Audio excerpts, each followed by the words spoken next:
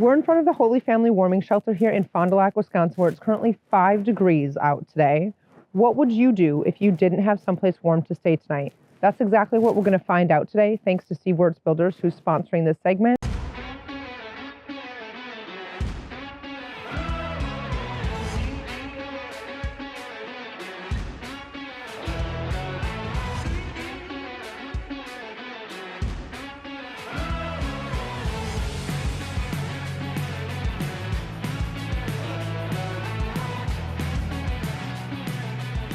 Are you ready to get started? Welcome to Fondy Famous. I'm your host, Kelly Northley. Today we're here with Sarah from the Warming Shelter, the Holy Family Warming Shelter. She's going to tell us a little bit about what they do and kind of how you guys can get involved with it. So the Holy Family Warming Shelter, we opened in 2023, and every night from November 1st through April 30th, we serve up to 36 single men and women who are adults. And we invite them in to have a warm place to sleep at night, get a warm meal, and just have a place where they can sit and relax and not have to worry about basically surviving, finding a place to sleep for the night in these very cold temperatures that a Wisconsin winter is known for. And we have lots of volunteers who come in who, it's really a community of people who come in, they play games, they watch TV, they can just relax, and then they go to bed for the night. And then in the morning we give them breakfast and a big lunch to take for the day. And then they can come back every night through April 30th. And we try to connect them with resources throughout the community as well to hopefully help them be able to move forward and find more stable housing, find a career, get any help that they need physically, mentally, whatever that is. Okay. Homelessness is a relatively large issue in our community currently, ongoing, but currently it's become something. What are the resources that you guys are able to connect them with to really help them get out of that situation? So we are lucky in Fond du Lac. We are part of the continuum of care. Okay. So we connect with a lot of different organizations in town. There's AdvoCap, who can help with housing, they can help with jobs. They also have an opportunity center that is open during the day for people to be able to go and get connected to those resources right there and just have a place to stay during the day. Warm. Yes, exactly. Yes. The United Way is a wonderful resource. They've really been a supporter of ours since the beginning. We've had a lot of great supporters, I should say, but United Way, they really do a great job of promoting Fond du Lac nonprofits and supporting them. So they will try to connect people to housing, to resources. They have, I believe their number is 411 that people can call. And if you have questions about just like access to resources, they can help refer you to them. We also work with St. Catherine Drexel Shelter, which is a family shelter. And we collaborate to try to, if they don't have a spot for someone who, let's say, who is a single individual, and we can make it work, we will help them, trying to just help each other meet the needs of the community as best as we can. And as you said, there's a lot of people who are struggling with homelessness right now. So it takes a team to be able to do that. There's only so many people we can serve within our capacity. And so if we can all work together, that certainly helps. And I also know St. Vincent de Paul of Fond du Lac County also does really great work with rent assistance, with helping people if they're having issues with their cars, if they just need to put food on their table. They will go in and they will meet with people and try to provide them those funds to be able to do that. So I think there are resources available and people are trying to work together to meet it as best as they can. Yep. Of course, we're human, we're fallible. There's not always we can't always do the 100% perfect thing, but I do want people to know that it is a really great group of people who are trying to help as many people as they can and meet people where they are. And I should also mention, we work with SSM Health, who will come in and they have their Samaritan Clinic, and they will help provide health care to people if they need it, who are guests of our shelter.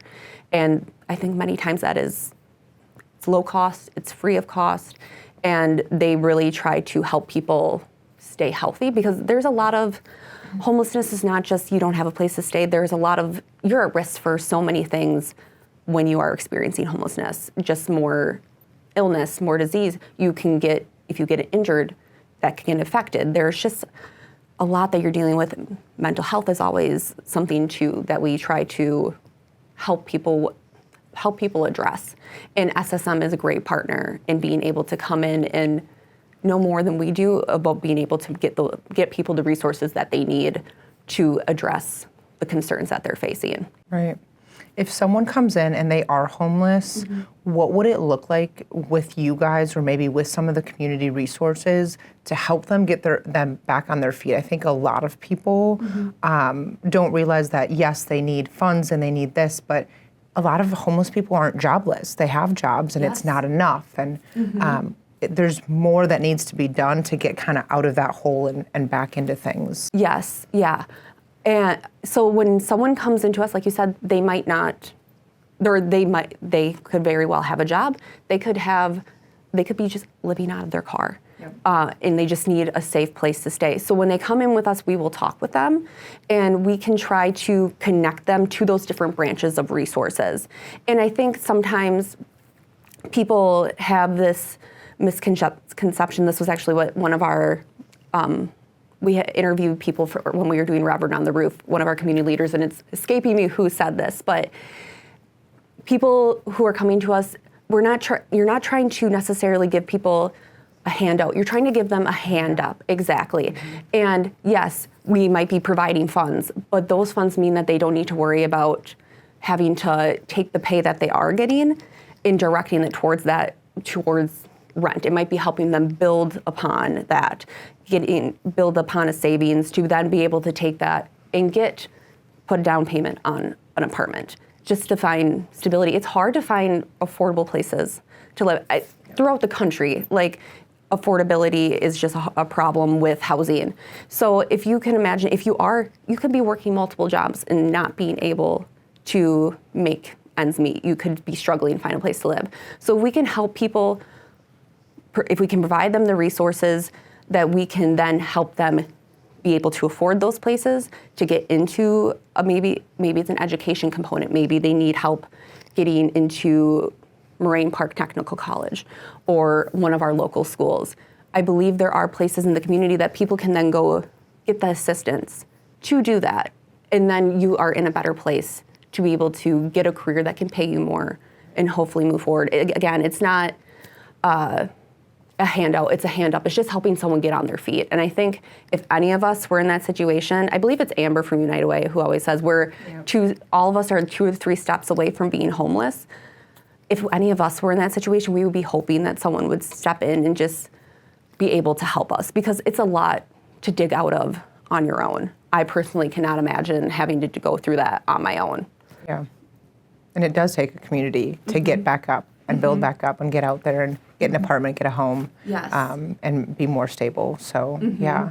Can you tell me a little bit about what it looks like to get support from the community to run your shelter? Because I'm sure that it takes a good bit. Oh, yes. So when we started in 2023, it was really a community collaboration that brought that together, because we started I think we got our building in September and it had to be open by November. Wow. So it was really a lot of organizations pulling together, sending volunteers, donating money just to get it up and running. And we also had the collaboration of the city who said, hey, we know you're not going to be able to do all the renovations that you need at this point.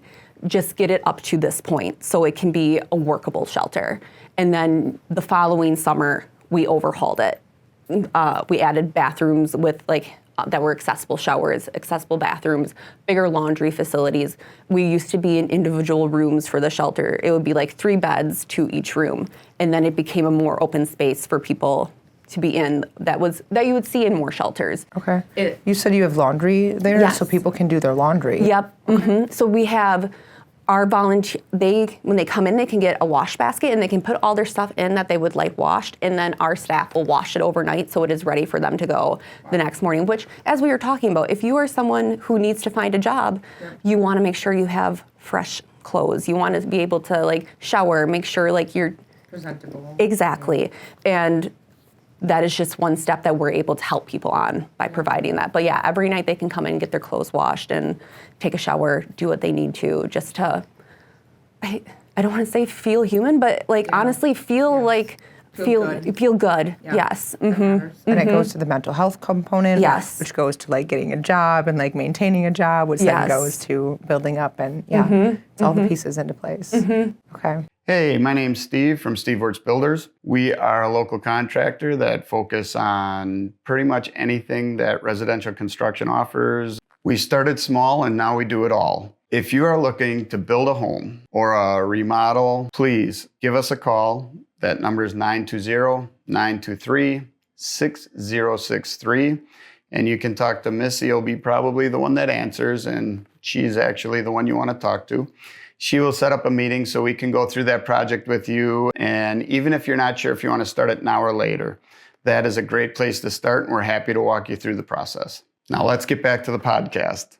Yeah. So to that community piece, before we had those bathrooms, the Fond du Lac why was we were allowed, our guests were able to come there and take showers and use their bathroom facilities, which was wonderful because we were not in a place to be able to do that. And then when we opened for the next season, we had those showers, but we had a raffle to help raise money for those renovations. And I think that raised $84,000, which was outstanding. And then as we went into this new season, which started November 1st, we were like, how do you raise money, but also raise awareness about what people are going through? Yes. And really bring in those different community partners to talk about what really is an experience of homelessness and how does this community work to address it. And our warming shelter team, our human concerns team at Holy Family is like, well, why don't we put our reverend up on the roof? That will really draw attention. So Father Matthew Kirk went up there for 2 hours in some terrible weather on the 18th. And it was rough. It was rough. Yeah. There was a lot going on that day too. There was apparently like a law enforcement situation down the street. Okay. So they got some really great background music for that from like our celebration songs. And it was raining, it was sleety, I think it was snowing for a little bit. It was windy. And he was up there all bundled up. I think he only had to stay up there, I don't want to say only because I was not out there, but 2 hours and 40 minutes, I think he was up there. And our goal was $55,000. And he was able to come down. He went up at a little after 10. He was down by 12:40. And when everything was counted up, by the end of that week, we had raised $194,000. So I think that just really goes to show the giving heart that this community has, that people want to help people. I made the comment to someone, I was like, we did a raffle and people could win money and we got $84,000. This was people just donated for no chance to win, just to give out of the goodness of their hearts. And it was more than double. Was it mostly people or was it mostly businesses or a very good mix? It was a very good mix. I was one day helping with like going through the mail and sorting donations. It was a lot of individuals, a lot. It was really moving to see. And that was just one batch of them coming in. So yeah, we had a lot of business support, but it was incredible to see the individual support as well. Right, but it just goes to show like it takes an entire community. When they say it takes a village, like it truly does. It's not just, one large business who says, hey, we can donate this. It's several businesses. It's a handful of them, I'm sure more than, and then a community of members giving. Yes. I would love to hear some stories about some of the people that you guys are able to help, if you're able to share some of that. Yeah, so we had a woman come in our first season, and she wrote, when she left, she wrote a note saying how the shelter had provided her just a place of stability where she felt she could come in and be cared for, and that people really wanted to see her do well and cared about her outcome. And I can't say I don't know where she is now, but at that place she was moving forward, doing well. And I think, all of us want a place where we know we're cared for, but I'm sure it's a very singular experience that you can feel as though maybe there is no one out there who wants to help, or that you're just really facing the whole world by yourself. And that's really, as much as it's about providing shelter and safety, it's about providing people a place where they know they're cared about. Because as we were talking about, just raising self-esteem comes from community as well, and knowing that you're cared for. And then when I was speaking with one of the community leaders who was at our Revenue on the Roof, she was saying that she knew of 2 women who they were experiencing homelessness. And again, as we had talked about, it was not a situation where they had jobs. They were working very hard. It was just the situation that they found themselves in. And she got to see them move out of homelessness. They were in residences. But she said every interaction she had with them was wonderful. They were the kindest people that she could meet. And everyone just they had a lot of gratitude for the assistance that they're getting. I do think people should know that the giving that they give to like our warming shelter and to other organizations, it is felt by people, and it is noted and it is appreciated. But last year, I believe we are working with multiple people. I want to say at least 5 to find residents at the end of the warming shelter season, and I believe most of them were able to find a place to stay. Now, I don't know where situations are currently, but that there are people they're not coming back to the shelter year after year. Right. And they are moving out of homelessness and hopefully onto better opportunities. Right. So because of the resources that you guys are able to kind of come together as a community, Yes. you're able to get them out of that cycle and move on Yes. and improve. Yes, exactly. Yeah. If we can just be like a center point for people to come, you can come here and get shelter, but then you can also get connected to where you need to go, much like the AdvoCap Opportunity Center. If you can be in front of someone and be able to have a conversation with them, you can do so much more than if someone is trying to do that on their own. I think you had mentioned earlier that Amber from the United Way, who is wonderful, by the way. Yes. She had mentioned something about people are 2 or 3 steps away from homelessness. I heard a story recently, and I obviously can't get into too much detail, but of a member of the community who is very active, who is facing homelessness. And it's someone who shows up every day, who is employed, but they struggle. And so many times people think, oh, what did they do to become homeless? And they almost like villainize it. And it's not like that. People are trying their very best, and it's hard. It's hard out there.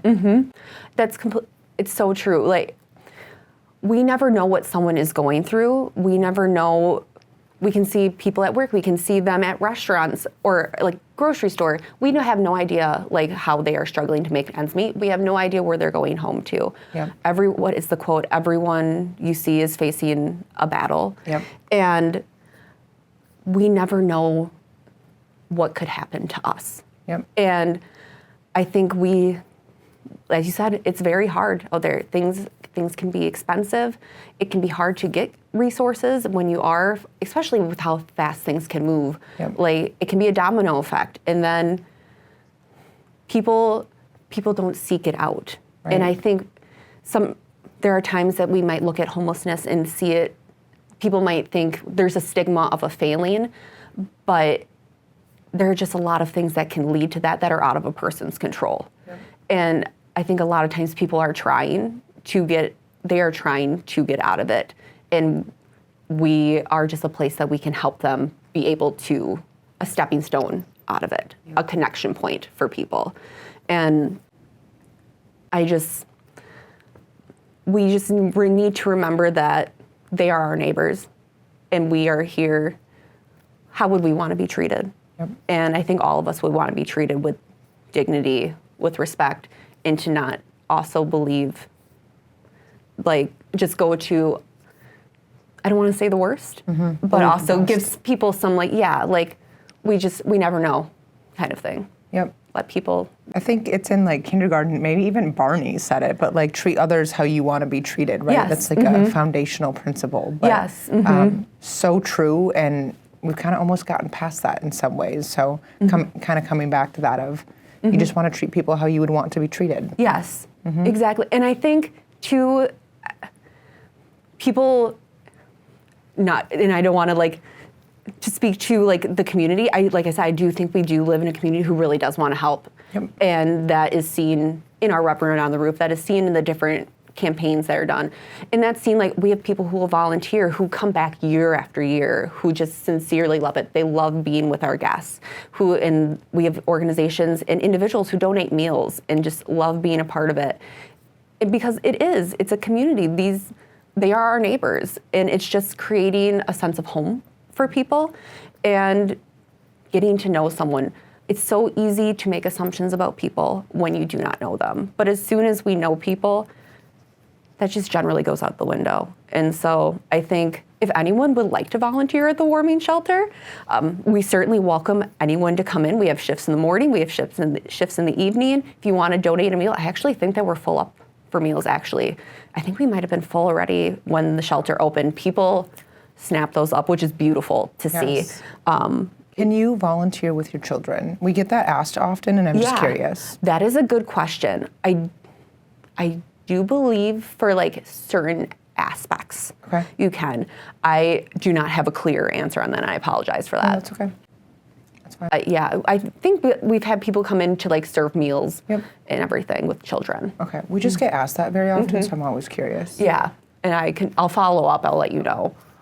So you said volunteering is a huge need. You guys have the meals covered, which is wonderful. Yes. And then you also had mentioned you guys have like an ongoing need of maybe you have an Amazon wish list or something? Yes, so we do have an Amazon wish list, and you do not have to buy things on Amazon. That's just where we find like the easiest place for people to go and see what is needed, and it's generally hygiene supplies. It's just stuff to keep the shelter clean, to be able to do laundry, stock our showers with like shampoo and that kind of stuff. And then it also is, we do give our residents, if they need clothes, warm socks, those items will be on there as they are needed. So our most needed items are always kept on that list.